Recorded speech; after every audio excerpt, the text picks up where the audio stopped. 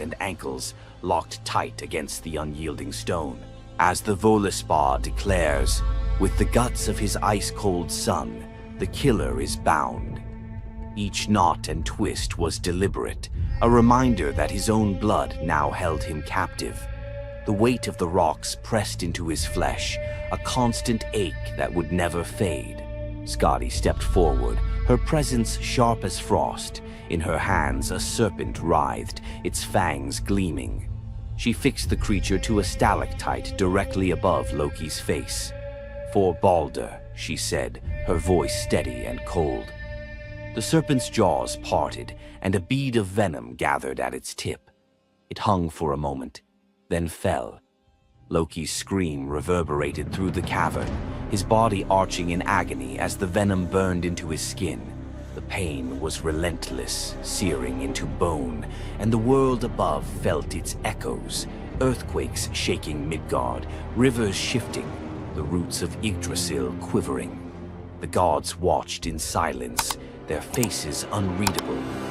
Justice, they believed, had been served. As the serpent's venom continued its slow assault, the rhythm of torment became all-consuming. The next drop formed, poised to fall. Then a figure emerged at the edge of the chamber, a woman, silent, a wooden bowl cradled in her hands. Sigin's arms were blistered, her sleeves stained, but her grip was unwavering as she stepped into the circle of pain. The cavern held its breath. Sigyn knelt, her presence a quiet defiance. The venom hissed into the bowl, wood darkening with each drop. The gods turned away, their judgment complete, but the story within the cavern was only beginning. The bowl rested in Sigyn's hands, its wooden sides polished by hours of silent endurance. She knelt on the cold stone, skirts bunched beneath her, and waited for the serpent's venom to fall. The first drop struck with a hiss, a thin wisp of smoke curling up as Loki's breath caught in his throat. She kept her gaze fixed on the bowl, her resolve anchored by the rhythm of her task. Time unraveled in the cavern, marked only by the relentless cadence of the venom. Drip, catch. The liquid sizzled as it struck the wood, the heat seeping through Sigyn's calloused palms. Each shift of her grip was subtle, a quiet adjustment to keep the bowl steady as her arms ached. Above, the serpent's shadow twisted over the stone, its coils unmoving, its venom gathering in slow, deliberate drops. Loki whimpered, bracing for pain that had become his constant companion. The sound of his dread was sharper than his cries. The air hung heavy with the stench of scorched flesh and the metallic sting of poison. The darkness pressed in, broken only by the faint glimmer of Sigyn's tears as they mixed with venom in the bowl, each drop a testament to her resolve. The silence between drops was punctuated by Loki's ragged breaths and the distant echo of water dripping from the cavern walls. Sigyn's world narrowed to the weight in her arms and the threat above. The bowl filled, the venom rising perilously close to the rim. Sigyn's muscles trembled, but she did not let her grip falter. When at last the bowl brimmed, she had no choice but to turn away. In that brief moment, as she emptied the venom onto the rocks, Loki's body convulsed, his scream raw and unrestrained. The poison ate into the stone, leaving blackened scars as Sigyn hurried to wipe the bowl clean and return to her vigil. For time beyond reckoning, Sigyn remained. The myth offers no window into her thoughts, only the image of her kneeling, unwavering as Loki's mind splintered under the weight of his agony. Was she remembering laughter in sunlit halls, or simply unable to imagine leaving him alone in the dark? The venom's rhythm never changed. The bowl would fill. Loki would suffer. Sigyn would endure. In the hush that followed each scream, a question lingered, one that neither gods nor mortals could answer. Love in the dark was never simple. While the gods turned away, Sigyn remained, her presence reshaping the meaning of Loki's punishment. His betrayals had echoed through Asgard, yet her loyalty was a force the gods never expected. The Eddas offer no window into Sigin's thoughts, recording only her actions. Blistered hands, a steady bowl, venom caught before it could sear flesh. This silence leaves space for us to wonder. Was it love that held her there, or a deeper sense of duty, something older and more enduring than the gods' own laws? Loki, once the master of deception, now depended on the mercy of the one he had so often left in the shadows. When the bowl overflowed and Sigyn turned away, each drip crept like fire through him, twisting his features in agony. His eyes, when they met hers, flickered with both gratitude and resentment. He needed her, but the venom's torment mingled need with bitterness. Still, Sigyn returned every time, catching the next drop before it could fall. The myths do not say what passed between them in those moments, only that she stayed, her resolve unbroken. Scholars often call Sigyn the embodiment of loyalty, the ultimate symbol of spousal devotion. Yet, her sacrifice was more than an act of love. It was a quiet rebellion. By kneeling in the cavern, she defied the gods' vision of justice. Odin had crafted Loki's punishment to be absolute, to break him alone in the dark. Sigyn's refusal to abandon her husband became a shield, her presence a silent protest that denied the gods complete victory. The Eddas never assign her a motive, leaving modern readers to fill the silence with their own questions and interpretations. Was her endurance an act of compassion, or a challenge to the order imposed by the gods? Each drip marked the passage of time, each bowlful a measure of suffering and steadfastness.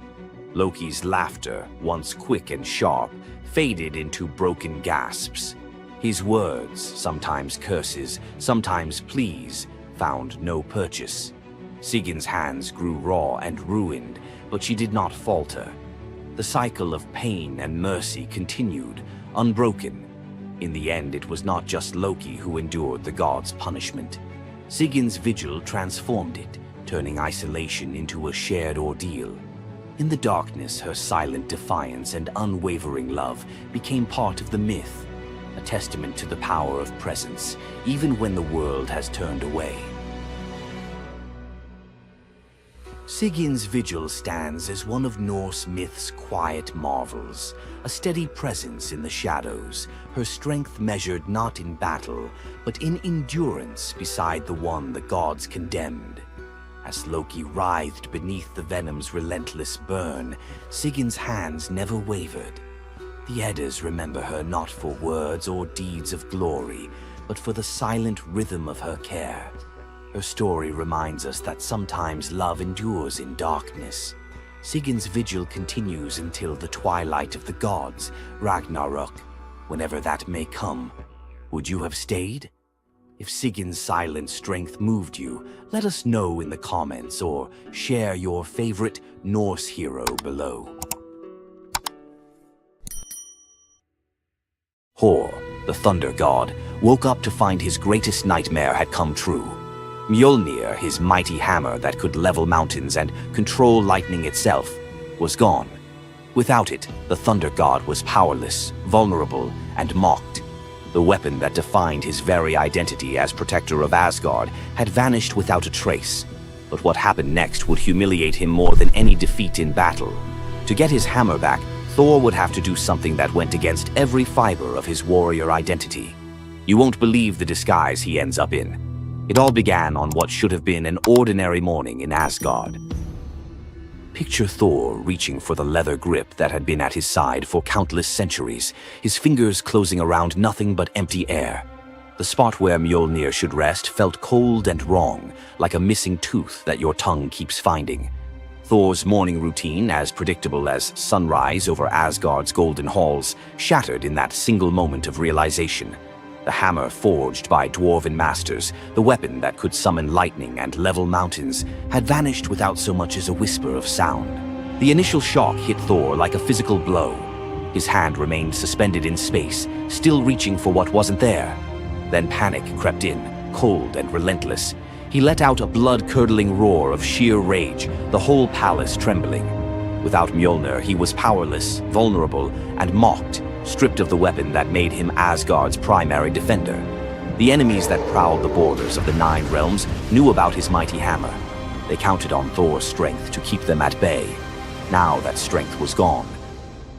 Word spread through Asgard's halls faster than wildfire. The other gods gathered in emergency council, their faces grave as they grasped the full scope of the crisis. Odin's ravens had brought no news. The watchmen at the gates had seen nothing. Mjolnir had simply disappeared, as if it had never existed at all. The assembled gods understood what Thor's loss meant for their realm. Asgard stood vulnerable, its greatest protector reduced to a shadow of his former self. Loki stepped forward through the crowd of worried gods, his familiar, cunning smile playing at the corners of his mouth. He offered to investigate the theft using his shape-shifting abilities, volunteering to venture where other gods could not go undetected. The council accepted his proposal immediately, desperate for any lead in their search. Thor watched his brother prepare for the mission, knowing that Loki's success or failure would determine his own fate. Loki first borrowed Freya's magic feathered coat, allowing him to fly in falcon form to Jotunheim without raising alarms. Each dead end pushed Thor deeper into desperation.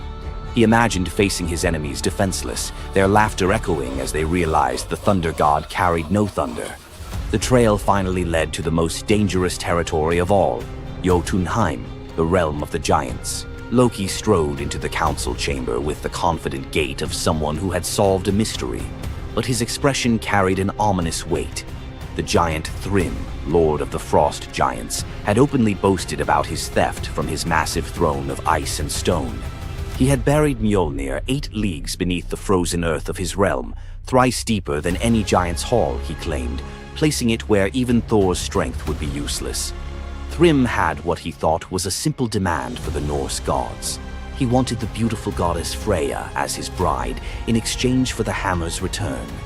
The giant had fixated on her legendary beauty and grace, convinced that possessing both Mjolnir and the goddess of love would make him the most powerful being in all the 9 realms. His arrogance knew no bounds as he described his elaborate wedding plans to Loki, speaking of golden halls and feasts that would last for weeks. Thrym believed the gods had no choice but to accept his terms. When Loki spoke to the council about Thrym's demand, the council fell silent.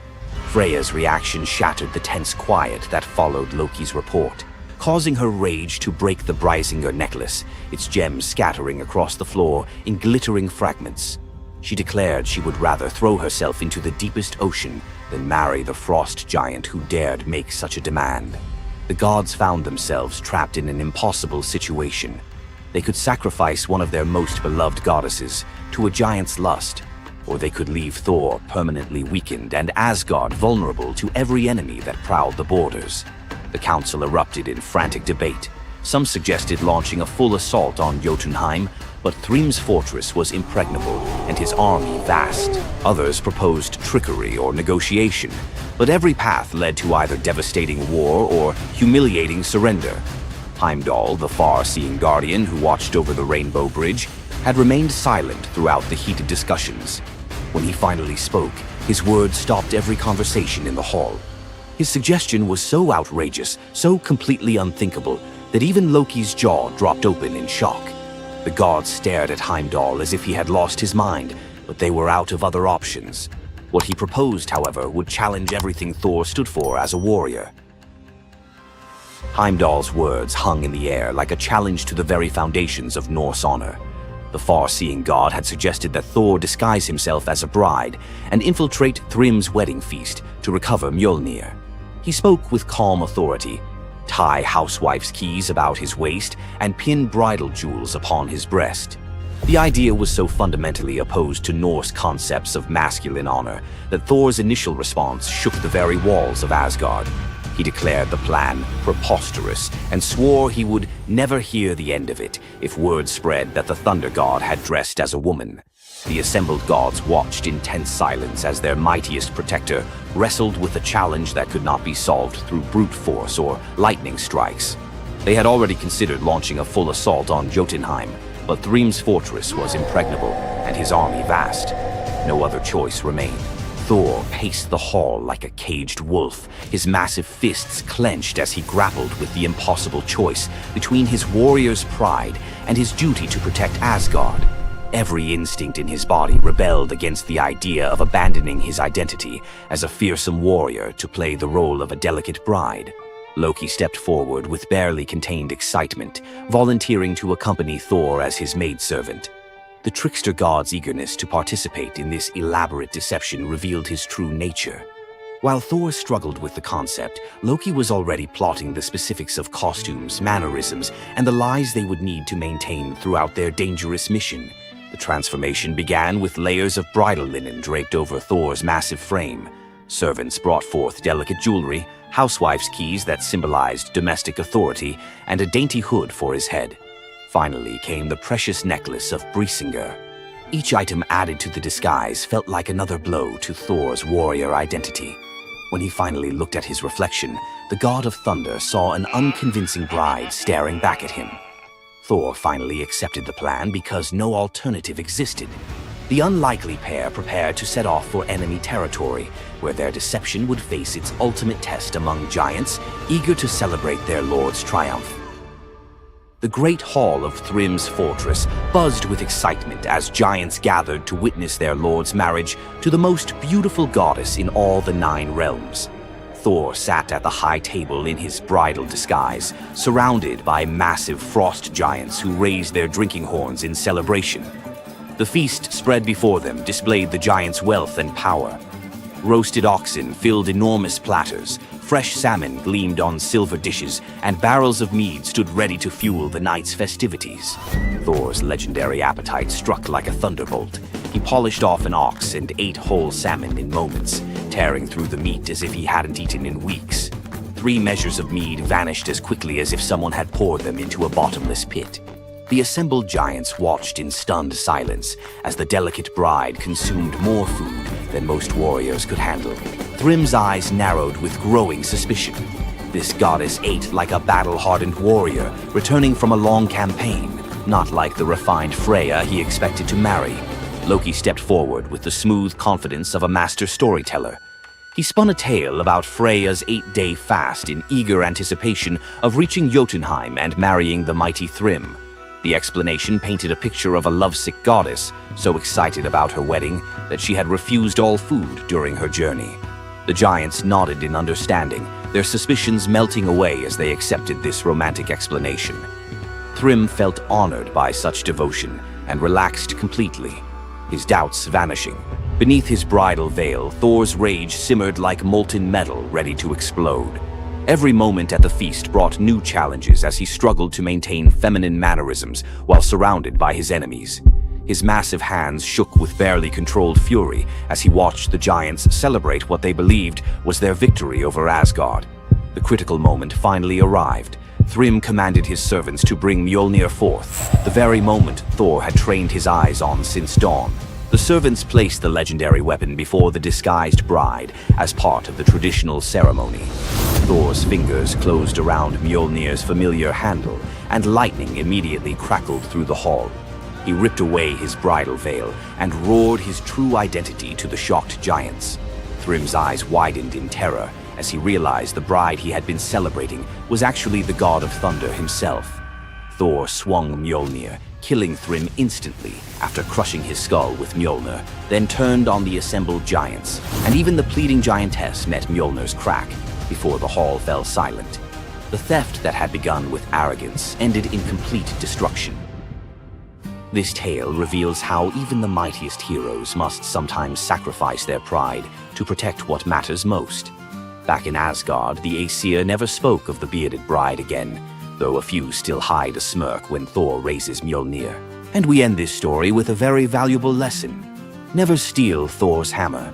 And if you're going to, don't make him dress like a woman.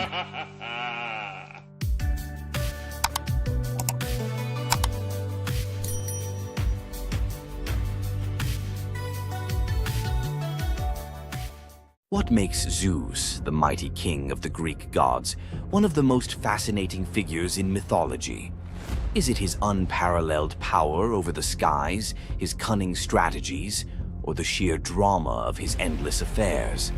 While his tales are legendary, there's one story that stands out: the epic battle that earned Zeus his throne, the Titanomachy. This isn't just a story of a god's rise to power, it's a tale of rebellion, alliances, betrayal, and the ultimate struggle between two generations of divine beings. Stay with us as we dive into the myth of the Titanomachy, Zeus's role in overthrowing the Titans, and the secrets that shaped his reign. Before Zeus became the king of the gods, his father, Cronus, ruled the cosmos.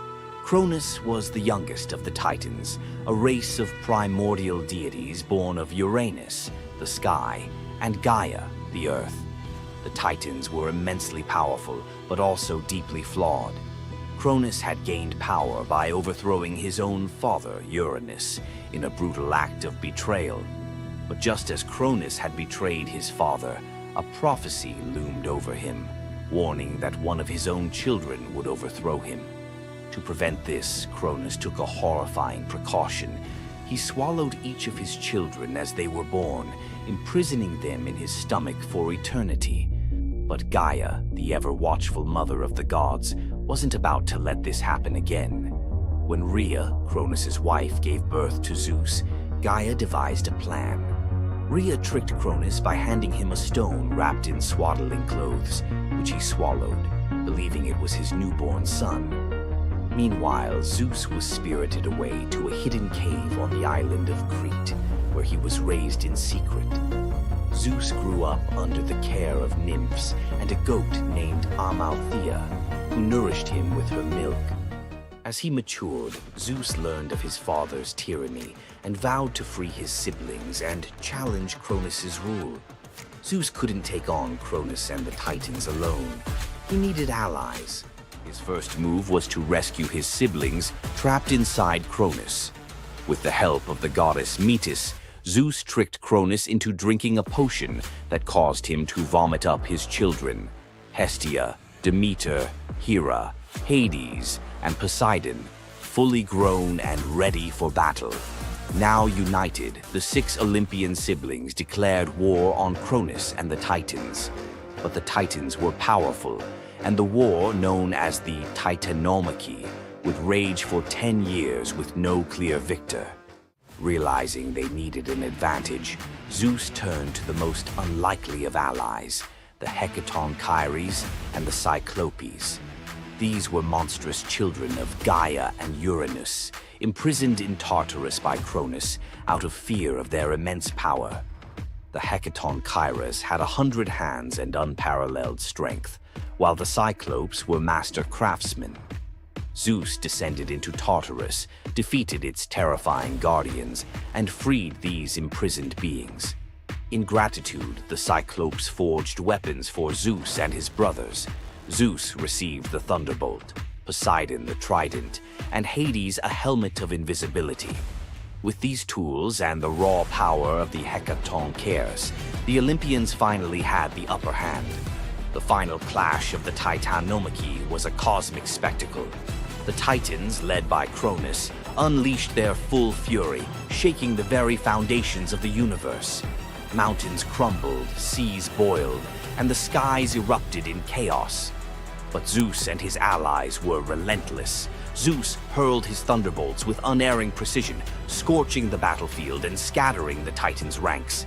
Poseidon unleashed massive earthquakes, and Hades used his helmet of invisibility to sow confusion among their enemies. The Hecatonchires proved invaluable, hurling massive boulders with their 100 hands, overwhelming the Titans. One by one, the Titans fell, their immense power no match for the combined might of the Olympians and their allies. Cronus was the last to fall. Zeus struck him down with a thunderbolt so powerful that it split the skies. With Cronus's defeat, the Titanomachy was over. With the Titans defeated, Zeus and his siblings faced a choice: what to do with their vanquished foes. In a move both strategic and ruthless, Zeus imprisoned the Titans in Tartarus, deep within the underworld, where they would remain for eternity under the watchful eye of the Hecatonchires. Zeus then divided the cosmos with his brothers. He claimed the skies as his domain, Poseidon took the seas, and Hades ruled the underworld. Together, they established the rule of the Olympians, with Zeus as their undisputed king. But the Titanomachy left scars. Gaia, enraged by the imprisonment of her Titan children, gave birth to new monstrous beings to challenge Zeus's reign. Among them was Typhon, a creature so fearsome that even the gods trembled before him. Typhon's battle with Zeus is another story for another day, but it serves as a reminder that power in the ancient world was never secure. Zeus's rise to power marked the beginning of a new era, but his reign was anything but peaceful. While he was the king of the gods, his rule was marked by constant challenges, from rebellious mortals to jealous deities and his own unquenchable desire for love and control. Zeus was both a protector and a tyrant, a figure who inspired awe and fear. His thunderbolts were a symbol of justice, but they were also a tool of destruction. He fathered countless children, both mortal and divine, and his many affairs often sparked conflict among the gods. Yet, despite his flaws, Zeus's rule brought stability to a chaotic world.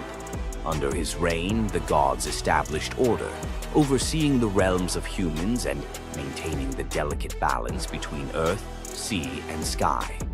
The myth of Zeus and the Titanomachy isn't just a tale of war. It's a story about the cycles of power and rebellion. Just as Zeus overthrew Cronus, who had overthrown Uranus, Greek myths suggest that even the mightiest rulers are vulnerable to the forces of change. Zeus's story reminds us that leadership comes with its own set of challenges. It's not just about gaining power, it's about maintaining it, often at great cost. Zeus's rise to power is one of the most thrilling tales in mythology, filled with battles, alliances, and sacrifices. But what do you think? Was Zeus a just ruler, or was he simply another tyrant destined to fall like the Titans before him? Let us know your thoughts in the comments below. Don't forget to like this video if you enjoyed this dive into Greek mythology, share it with fellow myth lovers, and subscribe to our channel for more epic tales from the ancient world.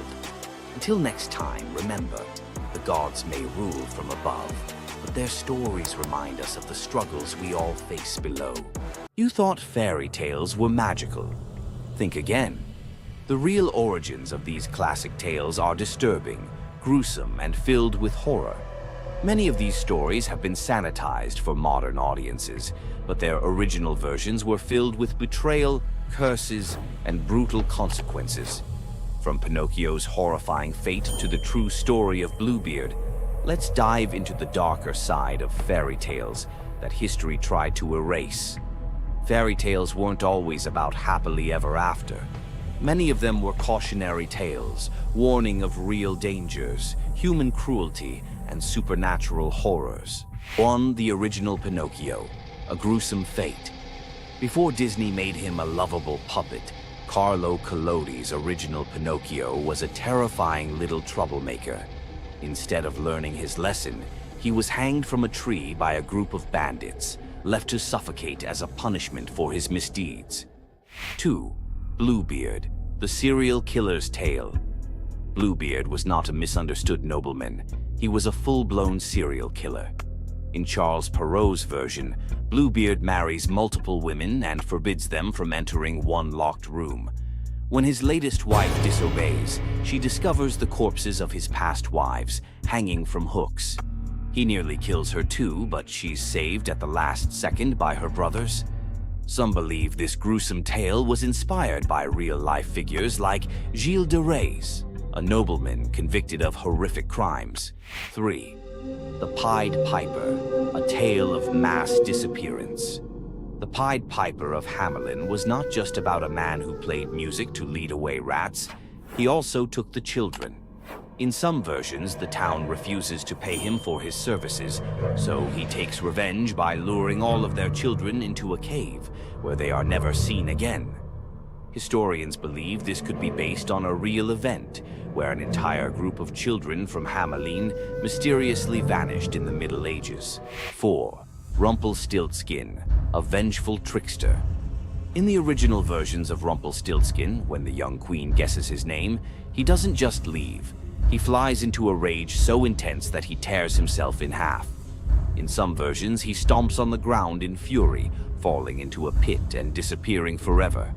His obsession with taking the queen's child has led some to believe he wasn't just a trickster, but something far darker. 5. The Robber Bridegroom, a wedding night nightmare. This lesser-known grim tale tells the story of a young woman forced to marry a wealthy man. Suspicious of her husband-to-be, she follows him to his home, only to discover that he and his band of robbers murder and eat women. She watches in horror as they butcher a young girl, cutting her into pieces. Luckily, she escapes and exposes them, leading to their execution. 6. The Juniper Tree, a tale of cannibalism and revenge. One of the most horrifying grim fairy tales, The Juniper Tree tells of a stepmother who decapitates her stepson, cooks his body, and feeds it to his unsuspecting father.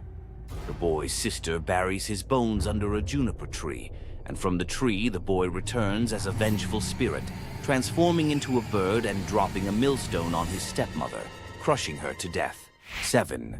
The Girl Without Hands, a story of betrayal and survival. In this disturbing fairy tale, a poor man accidentally sells his daughter to the devil in exchange for wealth. When she resists the devil's temptations, her own father chops off her hands to fulfill the bargain. Eventually, she escapes, gains magical silver hands, and finds a happier fate, but not before enduring unimaginable suffering. Why were these stories so disturbing? Fairy tales weren't just for children.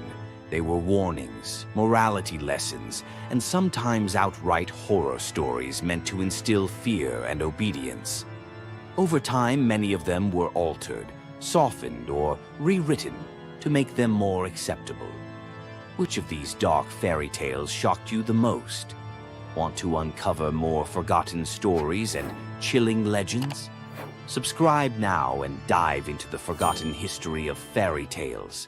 What would you do if you gave up everything for love, only to be betrayed by the one you trusted most? In the Greek myth of Medea, love led to ultimate revenge, and the consequences were deadly. Let's dive into this tragic tale.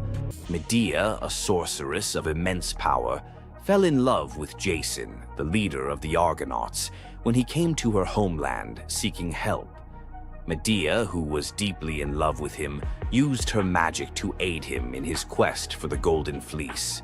She betrayed her own family, murdered her brother, and helped Jason achieve his goal, all out of love for him. Once Jason had the fleece, Medea fled with him to Greece, where they started a life together. But as time went on, Jason's love for Medea faded. He decided to marry Glauce, the daughter of Creon, the king of Corinth, in an effort to secure a more powerful position. Medea, heartbroken and furious at the betrayal, decided to exact her revenge. She used her powers to craft a poison so deadly that it would burn Glauce alive when she put on a beautiful dress that Medea had sent her as a gift. But Medea didn't stop there. In her grief and rage, she murdered her own children, Jason's children, to ensure he would suffer the most for his betrayal.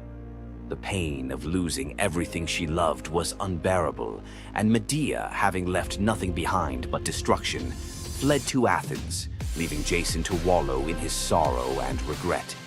Medea's story is a tragic reminder of the destructive power of betrayal and the extreme lengths to which love can drive someone. Sometimes love is not only blind, but it can also lead to devastation and vengeance. Does Medea's vengeance leave you thinking about the darkest side of love? Subscribe for more ancient Greek myths filled with twists, power, and passion. Ever wondered what it would be like to walk through the ancient world and encounter mythical creatures from Greek mythology? Get ready to meet the beasts that shaped legends. In Greek mythology, Creatures were more than just beasts. They were symbols of the forces of nature, God's will, and humanity's struggle with the unknown. From the terrifying Minotaur lurking in the labyrinth to the mesmerizing sirens luring sailors to their doom, these creatures were as captivating as they were dangerous. The mighty Hydra, with its multiple heads that regrew each time they were cut off, was a symbol of unstoppable power. The Cerberus, the three-headed dog guarding the gates of the underworld, represented the barrier between life and death. But not all mythical creatures were monsters. The graceful Pegasus, a winged horse born from the blood of Medusa, symbolizes freedom and the pursuit of the heavens. These creatures still live on in our stories, haunting the shadows of ancient Greece and whispering through the winds of time. Which Greek mythological creature fascinates you the most? Share your thoughts and don't forget to subscribe for more legendary tales from Greek mythology. Imagine being one of the greatest hunters in the world, known for your unmatched speed and skill. But despite all your abilities, your destiny is determined by a simple golden apple. Let me tell you the tragic tale of Atalanta, the huntress who couldn't escape her fate. Atalanta was abandoned at birth by her father, Zeus, who didn't want a daughter. Left to die in the wilderness, she was raised by a she-bear, learning to hunt and survive. As she grew, Atalanta became a legendary warrior, her skills in hunting unmatched. But no matter how great she became, she could never escape one thing: her prophecy. A prophecy foretold that Atalanta would only marry a man who could outrun her in a race. As the years went by, many suitors came, eager to win her hand. But Atalanta, fiercely independent, defeated them all. Her speed was unbeatable, and no man could match her skill. Then came Meleager, a brave hero who had heard of Atalanta's strength and beauty. Unlike the others, he didn't boast about his abilities. Instead, he came prepared with a plan. Meleager, knowing Atalanta's curse, asked the goddess Aphrodite for help. She granted him 3 golden apples, which he used to distract Atalanta during their race. As Atalanta raced ahead, confident of her victory, Meleager tossed the apples one by one in her path. The golden apples were so beautiful, they distracted Atalanta just enough to slow her down. In the end, Meleager won the race, and Atalanta was forced to marry him, despite her reluctance to give up her independence. But the story doesn't end in happiness. Atalanta and Meleager's marriage was plagued with regret. Atalanta, still driven by her need for freedom, felt trapped by the very love she couldn't escape. And in the end, Meleager, whose destiny was also marked by the gods, tragically died before she could ever truly be free. Atalanta's story is a tale of love, fate, and the clash between personal destiny and desire. Despite her unmatched strength and independence, her fate was sealed by love, and her story remains a tragic reminder of how even the most powerful can be brought down by what they cannot control. If Atalanta's bittersweet story of fate and love left you in awe, subscribe for more untold Greek myths and the heroes who shaped the ancient world. You've heard of a goddess whose beauty was unmatched. But what if I told you that her beauty wasn't what it seemed? In fact, her allure led to some of the darkest consequences in ancient myth. This goddess, adored by many, held the power to captivate anyone with a mere glance. She was so beautiful that her charm could sway the gods, kings, and mortals alike. But this beauty came with a deadly price. The goddess we're talking about is none other than Aphrodite, the Greek goddess of love and beauty. While she is often depicted as the epitome of grace, sensuality, and allure, her beauty was more of a curse than a gift. Aphrodite's powers extended beyond just physical beauty. Her charm was irresistible, but it came at a cost. Her very presence could bring turmoil. Many heroes and kings fell victim to their obsession with her. Take Paris, for instance. His decision to choose Aphrodite as the fairest of the goddesses set in motion the events that led to the Trojan War. His desire for her beauty caused the death of thousands and the fall of Troy. But Aphrodite's beauty didn't just destroy men, it could break gods too. The tale of her and Ares, the god of war, exemplifies this. While Aphrodite was married to Hephaestus, the god of blacksmiths, her passionate affair with Ares led to chaos among the gods. Her beauty wasn't just about attraction, it caused jealousy, betrayal, and ultimately destruction. Despite her dazzling appearance, Aphrodite was also a figure of deceit and destruction, proving that beauty, when it holds such power, can be dangerous. It's no wonder the ancient Greeks warned that appearances can be deceiving.